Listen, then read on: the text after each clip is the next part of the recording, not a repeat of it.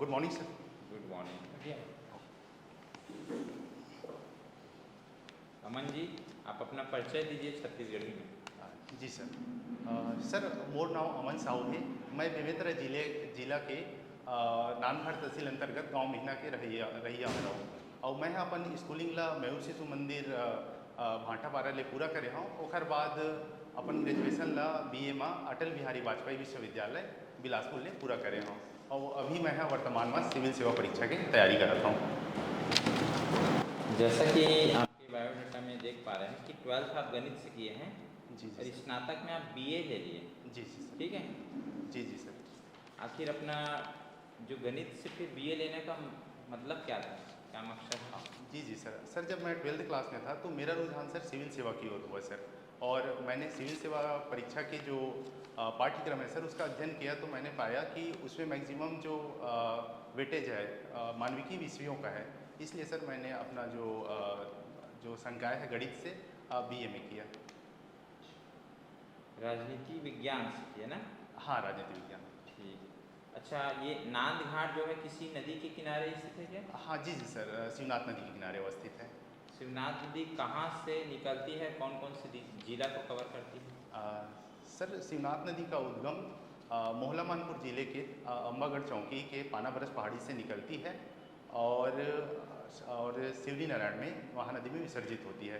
इस दौरान शिवनाथ नदी जो है मोहला मानपुर जिला, राजनांदगांव जिला, दुर्ग जिला, बेमेतरा जिला, बलौदाबाजार जिला, मुंगेली जिला, बिलासपुर जिला और फिर जांजगीर चांपा जिला में शिवली नारायण में महानदी में विसर्जित हो जाती है। छत्तीसगढ़ की सबसे छोटी नदी?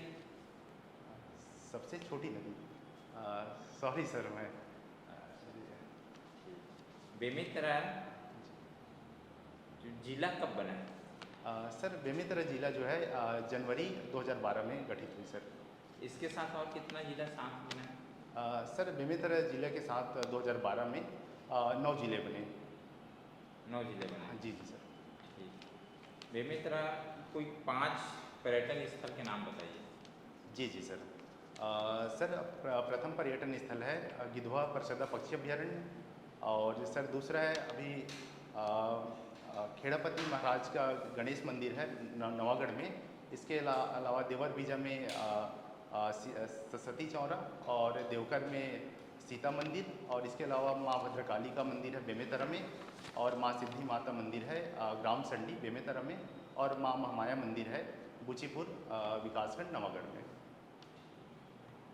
आप अन्य पिछड़ा वर्ग से आते हैं ना? जी जी सर। संविधान में कौन से आर्टिकल में इसका उल्लेख है जी? सर अन्य पिछड़ा वर्ग के संबंध में उपबंध अनुच्छेद 340 में है सर और इसके लिए जो राष्ट्रीय आयोग की स्थापना है 102 संविधान संशोधन अंतर्गत 338B में राष्ट्रीय पिछड़ा वर्ग आयोग का स्थापना किया गया है। छत्तीसगढ़ में कितने % लगभग OBC है? सर एक अनुमान है सर कि लगभग 50% के आसपास। 50%? जी जी। अभी जनगणना के लिए कुछ सरकार के द्वारा कुछ कदम उठाए हैं क्या? हाँ सर अभी हाँ सर अभी हाल ही में सर जो स्थानीय निकाय है जिसमें अर्बन बॉडीज रूरल बॉडीज़ के लिए चुनाव के पहले सर ग्रामीण एवं शहरी क्षेत्रों में जो पिछड़ा वर्ग आयोग है राज्य पिछड़ा वर्ग आयोग द्वारा एक सर्वेक्षण करवाया गया था सर अभी हाल ही में। आपकी रुचि जो है गीत सुनना ना? हाँ जी जी सर। गीत सुनना बस है कि सुनाते भी? नहीं सर, सिर्फ सुनना बस है सर। सुनना पसंद है। किस टाइप के गीत? सर मुख्यतः मैं 80 के दशक और 90 के दशक का गाना सुनता हूँ सर। ये गाना सुनने से क्या फ़ायदा होता है? सर जैसे कि कहा गया सर गीत एक जो म्यूज़िक है वो एक थेरेपी का काम करता है, अर्थात हमारे जो दिन भर का तनाव है थकावट है इसको दूर करता है सर। तो ये एक प्रकार के हेल्थ में हमारा पॉजिटिव इम्पैक्ट डालते हैं सर और जिससे हम अपना जो योग्यता है जो हमारी क्षमता है उसका हम पूरी तरह से उपयोग कर सकते हैं। बेमेतरा SP का वर्तमान में? Sir Bemetara SP sorry sir अभी मैं रिकॉल नहीं कर पा रहा हूँ। विधायक कौन है? सर मेरा जो कंस्टिट्यूएंसी है सर नवागढ़ है और वहाँ के विधायक हैं श्री दयालदास बघेल जी। अमन जी, जैसा मैं देख पा रहा हूँ आपने अपना स्नातक की पढ़ाई अर्थशास्त्र और राजनीति विज्ञान में पूरा की। जी जी सर। आप मेरे को भुगतान संतुलन के बारे में बताएं। जी जी सर। सर किसी राष्ट्र की जो आयात निर्यात का लेखा जोखा होता है सर, उसे हम भुगतान संतुलन कहते हैं। और इसके अंतर्गत सर दो खाता होते हैं, एक चालू खाता और दूसरा है चालू खाता और एक पूंजी खाता होता है सर। भुगतान संतुलन की स्थिति भारत में कैसी रहती है, हमेशा नकारात्मक की सकारात्मक? सर अभी नकारात्मक स्थिति है सर। हाँ। इजराइल और ईरान के संघर्ष के बारे में जान रहे हैं आप? इजराइल और ईरान, हाँ जी जी जो सर। भी संघर्ष चल रहे हैं, हाँ हाँ अर्थव्यवस्था की दृष्टि से भारत में उसके क्या प्रभाव है? सर, अर्थव्यवस्था से दृष्टि से देखा जाए सर, तो भारत जो है अपना जो ऊर्जा आवश्यकता है सर, वो वेस्ट एशिया से पूरी करती है। तो इस संदर्भ में सर अगर वेस्ट एशिया अशांत रहा तो जाहिर सी बात है इसका प्रभाव डायरेक्ट रूप से भारत की अर्थव्यवस्था पर पड़ेगा सर। तो सबसे पहले सर तो पेट्रोलियम का जो रेट है सर, वो वृद्धि होगी, जिससे देश के भीतर मुद्रास्फीति होगी। इसके अलावा सर हमारा जो चालू खाता घाटा है उसमें वृद्धि होगा। साथ ही साथ सर अगर पेट्रोलियम का रेट बढ़ता है तो राजनीतिक दबाव होती है, तो इसे दूर करने के लिए सरकार जो है पेट्रोलियम प्रोडक्ट में सब्सिडी देगी, जिससे सरकार के ऊपर एक राजकोषीय भार भी आरोपित होगा। ये जो हमारी राजकोषीय नीति रहती है जी। ये राजकोषीय नीति के बारे में क्या जानते हैं आप? क्या लक्ष्य क्या रहता है राजकोषीय नीति का? सर राजकोषीय नीति से आशा है सरकार के वित्त संबंधी नीतियों से है, जिसके अंतर्गत सरकार के आय व्यय तथा विभिन्न प्रकार के घाटाओं का लेखा जोखा किया जाता है। सर इसमें इसके लिए सर केंद्र सरकार द्वारा FRBM एक्ट 2003 लाया गया था, जिसका मुख्य लक्ष्य है कि हमारे जो राजस्व घाटा है, राजस्व की स्थिति उसको आधिक्य में रखें, और जो हमारा राजकोषीय घाटा है उसको हमारी जो अर्थव्यवस्था है अर्थात टोटल GDP का 3% तक करें। आपने इंटरनेशनल मॉनेटरी फंड के बारे में सुना है? IMF के बारे में, अंतर्राष्ट्रीय मुद्रा कोष के बारे में? अंतर्राष्ट्रीय मुद्रा कोष से जो हम लोगों ने आर्थिक सुधार के समय लोन लिया था, क्या शर्तों पर IMF ने लोन दिया था भारत को? सर मुख्य रूप से सर यहाँ पे 2-3 शर्त है सर। सबसे पहले कि हम अपनी अर्थव्यवस्था को ओपन करेंगे, और इसके अलावा सर जो हमारा जो सर जो डॉलर के जो हमारा जो रुपए है सर, उसको हम लिबरल करेंगे, उदार करेंगे। जो पहले फेरा था उसकी जगह पर फेमा स्थापित की है। और इसके अलावा जो निर्यात संबंधी जो बैरियर थी सर, जो कोटा फिक्स था उसको हमने शिथिल किया, और साथ ही साथ जो जितने भी प्रोडक्ट है उसमें टैक्सेशन को कम किए सर। अवन जी, जैसा मैं देख पा रहा हूँ आप अन्य पिछड़ा वर्ग से आते हैं। जी जी। अन्य पिछड़ा वर्ग के उपवर्गीकरण के लिए कमेटी बनाई गई है। जी जी। उस कमेटी के बारे में जानते हैं आप? हाँ जी जी। क्या क्या कमेटी है? Sir justice Rohini committee. Justice Rohini committee. जी। कौन से संविधान संशोधन के द्वारा उपवर्गीकरण की बात की जा रही है? सॉरी सर, अभी मैं इस बारे में अवगत नहीं। भारत में भी सबसे ज़्यादा प्रत्यक्ष विदेशी निवेश FDI किस देश से प्राप्त हो रहा है? सर प्रयास कर सकते हो सर एक्यूरेट में। Sir Singapore. आप इकोनॉमिक्स से इकोनॉमिक पढ़े हैं, है ना? Yes sir. आप जैसे कि मनमोहन सिंह को हर कोई आदमी निगेटिव थिंकिंग में ज़्यादा करके लेते हैं। जी जी है ना? तो अर्थव्यवस्था में किस टाइप से देखते हैं आप उनको? सर योगदान मनमोहन सिंह हाँ। जी। हाँ सर, मनमोहन सिंह जी हमारे पूर्व प्रधानमंत्री रहे हैं। साथ में जब उदारीकरण के समय 1991 में देश के वित्त मंत्री के रूप में, और इसके पहले वो RBI के गवर्नर के रूप में भी पदस्थ थे। सर मैं सर श्री डॉक्टर साहब को सर मैं पॉजिटिव रूप में देखता हूँ, क्योंकि उन्होंने जिस तरह से भारत की जो आर्थिक संकट के समय, खासकर 1991 में जो सामान्य स्थिति में लाने में सर डॉक्टर साहब की मुख्य भूमिका थी। LPG कब आया था? LPG 1991 में। 1990 जी। क्या होता है LPG? सर LPG दरअसल आर्थिक सुधार है, जिसमें हम अपनी अर्थव्यवस्था को उदार करते हैं, और उदारीकरण करते हैं, और निजीकरण करते हैं, और वैश्वीकरण करते हैं। ठीक है। आपका गांव का क्या नाम है यार? सर मेहना है सर, गाँव में। मेहना? हाँ। और किसी का नाम है मेहना?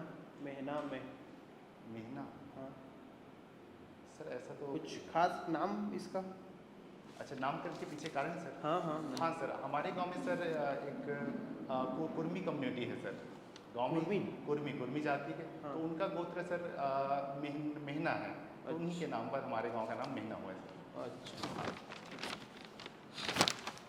बताइए बेमेतरा जिला कहाँ से अलग हुआ है? सर बेमेतरा जिला जो है दुर्ग जिले से पृथक होकर बना है सर। तो ये बेमेतरा ऊपर है कि बालोद ऊपर है? बेमेतरा ऊपर है सर, फिर बीच में दुर्ग है और नीचे बालोद है। बालोद है। कब बना था बेमेतरा? जनवरी 2012 में सर। इसके साथ और कितने जिला बनाए गए थे छत्तीसगढ़ में? सर 9 जिले। जिले बनाने के क्या फ़ायदा है?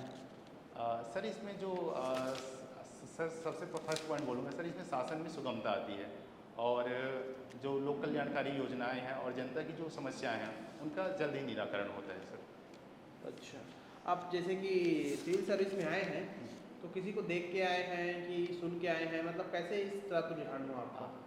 सर मेरे पिताजी सर ग्राम पंचायत सचिव है सर।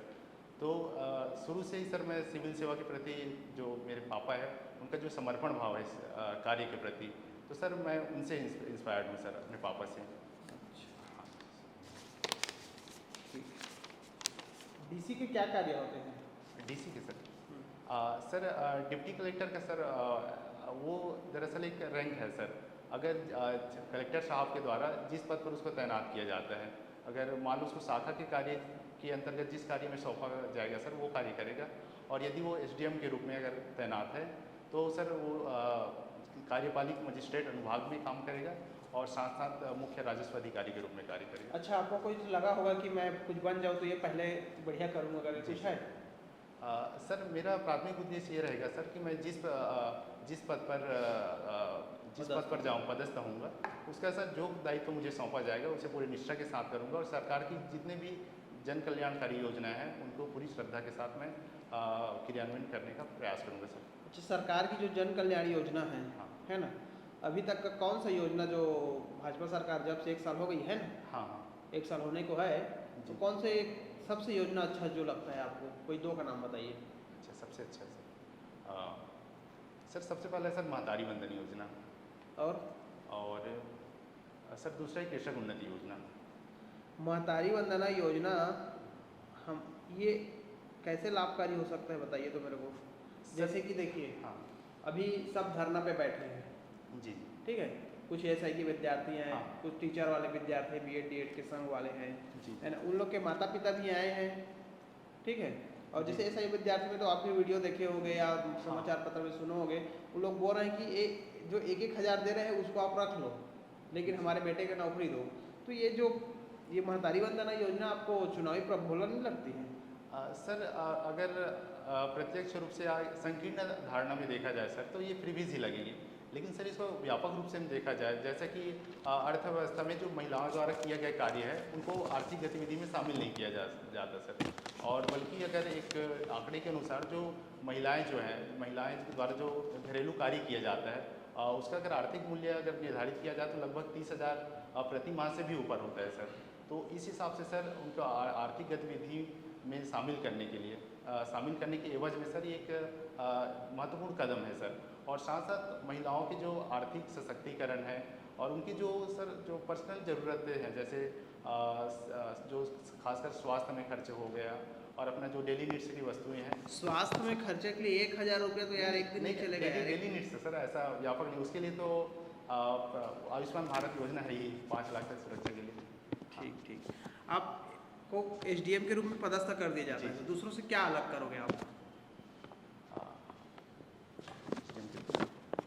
सर सबसे पहले सर मैं अपने अनुविभाग की जो लॉ एंड ऑर्डर है सर उसको जो शांति व्यवस्था, हाँ नवाचार लाओगे, कुछ अलग क्या करोगे? हाँ सर, सबसे पहले सर जो राजस्व मामले हैं सर वो देखा जाता है अनुविभाग में बहुत ज़्यादा होते हैं सर, तो मैं ऐसा प्रयास करूँगा कि जो राजस्व प्रकरण है सर वो कम से कम हो। और इसके अलावा सर दूसरा ये है सर कि जो विकासात्मक कार्यक्रम है राज्य सरकार के उसको सर मैं ज़्यादा से ज़्यादा लोगों तक पहुंचाने की कोशिश करूंगा और लोगों में अवेयरनेस फैलाने का काम करूंगा सर। अमन जी, आपको गाने सुनना पसंद है, ग्रेमी अवार्ड किस क्षेत्र में मिलता है? ग्रेमी अवार्ड, सॉरी सर मुझे इसके बारे में जानकारी नहीं। संगीत के क्षेत्र में भारत में कौन कौन से अवार्ड दिए जाते हैं? संगीत के क्षेत्र में सर गीत संगीत के क्षेत्र में कौन कौन से अवार्ड राष्ट्रीय स्तर पर जो गवर्नमेंट देती हो या फिर कोई संस्था देती हो? सॉरी सर, मैं सिर्फ सर गीत और जो गीतकार है, संगीतकार है सर, मैं वहीं तक सीमित हूँ सर इस मामले सबसे में। अच्छे सिंगर आपको कौन लगते हैं जिनके गाने आपको पसंद हो? सर वैसे एक सिंगर नहीं है सर, उसमें लगभग 5-6 सिंगर है जिनके गाने मैं बहुत बहुत सुनता हूँ सर। कौन कौन है बताइए। सर जैसे सर सबसे पहले सर महिला सिंगर में लता मंगेशकर जी, अनुराधा पौडवाल जी और कविता कृष्णमूर्ति जी और हेमलता जी। और मेल सिंगरों में सबसे पहले है मुकेश जी, नितिन मुकेश जी, मोहम्मद रफ़ी और पुराने गाने सुनना हाँ पसंद है। पुराने गाने, कुमार शानू, मोहम्मद अजीज़, शब्बीर कुमार, मैं इनका और सुरेश वाडेकर, इनका मुख्य रूप से सुनता हूँ सर। राजनीति आपका मुख्य विषय रहा है। जी जी सर। भारत में जैसी भी राजनीतिक स्थितियाँ देख रहे हैं, जी जहाँ भी मान लो भाजपा शासित राज्य होने वाला है या फिर नए चुनाव के बाद आता है, तो एक सबसे बड़ा मुद्दा रहता है जो अपोजिशन का, वो है ईवीएम का। जी सर। आप इसको किस नज़रिए से देखते हैं? क्या सही में ईवीएम से छेड़छाड़ हो रहा है? नहीं सर, ईवीएम से छेड़छाड़ नहीं हो रही सर। दरअसल ये मैं कहूँगा सर, क्योंकि इस पर सुप्रीम कोर्ट ने अपना मत रखा है सर कि ईवीएम पूरी तरह से जो ईवीएम की तकनीकी है वो पूरी तरह से निष्पक्ष है और इससे जो भी रिजल्ट आता है सर वो सही रहता है। क्योंकि सर विभिन्न राज्यों में गैर भाजपा सरकार भी बनी है, जैसे अभी हाल ही में तेलंगाना है और कर्नाटक है, और अभी खासकर हम जम्मू कश्मीर में भी देख सकते हैं कि कल रिजल्ट आया तो वहाँ पे नेशनल कॉन्फ्रेंस और कांग्रेस की जो सहयोगी पार्टी है उसका सरकार बने हैं। तो अभी 370 में उनका क्या रुख होगा? नेशनल कॉन्फ्रेंस है सर, वो अपना चुनावी वादे में कहें कि हम 370 को वापस लाएंगे। तो वो हटाना मतलब फिर से लाना एक तरीके से संवैधानिक हत्या हाँ, नहीं है? नहीं सर, वो उनका जो पार्टीगत रणनीति है सर नेशनल कॉन्फ्रेंस की, लेकिन मुझे लगता है कि सर ये पॉसिबल नहीं है। दोबारा 370 लाया जा सकता है? सर मेरे जो राजनीतिक अनुमान है सर वो मुश्किल है सर, नहीं आ सकता। सर यहाँ पढ़े होंगे ना यार, 370 फिर से लाया जा सकता है कि नहीं? अच्छा, लाया जा सकता है नहीं? हाँ सर, सॉरी सर, अभी मैं पूरी तरह से आश्वस्त नहीं हूँ इस बारे में। बांग्लादेश में हम लोग देख रहे हैं वर्तमान में, जैसे तख्ता पलट के बाद, उससे पहले शेख हसीना जी ने किसी देश के ऊपर कमेंट किया था कि उनके कारण ही उनकी अर्थव्यवस्था या फिर देश में लोकतंत्र प्रभावित हो रहा है। कि किस देश को लेकर उन्होंने ऐसा कमेंट किया? सॉरी सर, अभी मैं इस बारे में अवगत हूँ सर। ठीक है। अमन जी, आप किस फील्ड में सबसे ज़्यादा काम करना चाहेंगे? राज्य सेवा परीक्षा में आपका सिलेक्शन होता है तो? हाँ सर, मैं सबसे पहले सर कृषि क्षेत्र में कार्य करना चाहूँगा सर। कृषि क्षेत्र में? जी जी सर। क्या नवाचार लाएंगे आप? सर मैं नवाचार की बजाय सर जो शासन की जो योजना है सर उसका प्रभावी क्रियान्वयन, और खासकर उसमें जागरूकता का अभाव है, और जो खेती की परंपरा है सर वो अवैज्ञानिक है। हाँ तो सर जो वर्तमान में स्थित है उसी में सर जागरूकता के माध्यम से और लोगों के सहयोग के माध्यम से सर उसमें मैं अच्छे करने का प्रयास करूँगा। हम लोग देखते हैं सिंचाई का माध्यम एक तरीका है, हाँ। डायरेक्ट पानी डालने वाला, ठीक जी। है। क्या वो प्रभावी है या फिर उसको उसके अल्टरनेटिव के रूप में और कोई व्यवस्था कर सकते हैं? सर दरअसल अगर ये फसल के हिसाब से सर, जैसे ड्रिप इरिगेशन है सर, तो ये जितने भी हमारे उद्यानिकी फसल है उसके लिए बहुत अच्छा है, लेकिन धान है, गेहूं है सर, इसके लिए ये उपयोगी सिद्ध नहीं होते हैं। तो फसल हिसाब से वेरी करता है सर ये सिंचाई के जितने भी प्लेटफॉर्म हैं। आज का न्यूज़पेपर पढ़े हैं? Yes sir. आज तो जर्मनी विदेश दौरा कौन जा रहे करने के लिए? सर एक बार जर्मनी हाँ विदेश दौरा में हमारे यहाँ कौन से मंत्री जा रहे हैं? छत्तीसगढ़ से इंडिया लेवल पे? हाँ। सॉरी सर, ये खबर मैं नहीं पढ़ा हूँ दैनिक भास्कर में। अजीत डोभाल जी जानते हैं? अजीत डोभाल, हाँ जी सर, ये हमारे सुरक्षा सलाहकार हैं भारत सरकार। ये भी कहीं जाने वाले हैं?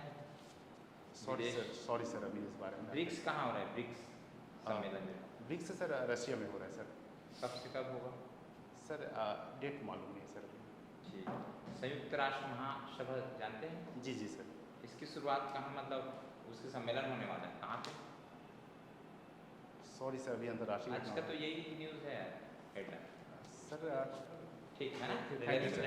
आपका इंटरव्यू समाप्त होता है। सर कौन से, मैं दैनिक भास्कर पढ़ूँ सर, उसमें तो ठीक है, और देख लीजिएगा ना। हाँ।